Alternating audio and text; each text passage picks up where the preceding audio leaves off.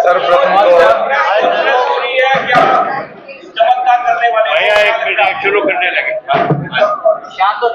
यहाँ पर उपस्थित सभी मेरे मीडिया कर्मी व छायाकार साथियों का यहाँ पर पहुँचने पर मैं दिल की गहराइयों से बहुत बहुत आभार व्यक्त करता हूँ आपका।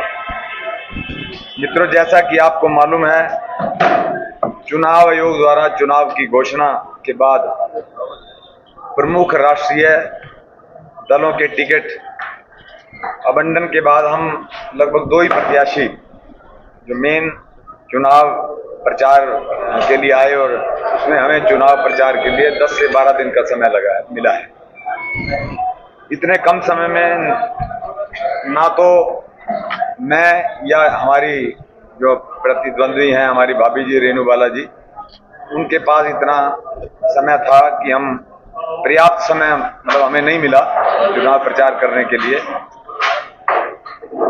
ये संभव नहीं था कि इतने कम समय के अंदर हम जितना भी चुनावी क्षेत्र है, सारे चुनावी क्षेत्र के अंदर हम पहुंच पाते।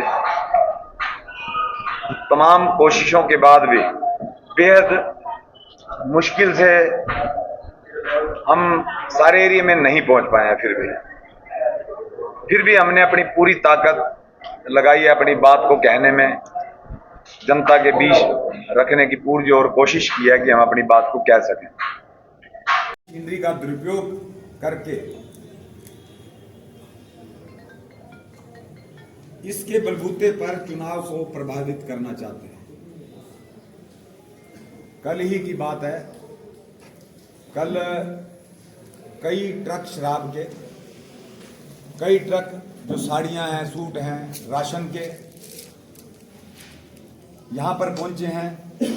हमारे वोटर्स पर, हमारे वर्कर्स पर ये लोग दबाव भी इतना बना रहे हैं कि अभी कल ही की बात बताता हूं कि मेरी धर्म पत्नी आशा बदवाजी एक कॉलोनी के अंदर डोर टू डोर करने गई हुई थी।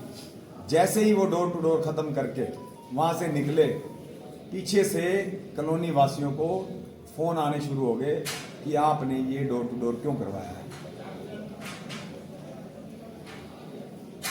करनाल में ऐसा माहौल बना रखा है, डर का माहौल। पिछले दिनों आपने देखा था हमारे पार्षदों को भी इस प्रकार से जबरदस्ती पर्चा उठवाने के लिए उनके ऊपर पर्चा दर्ज कर दिया, यानी उनको अरेस्ट किया।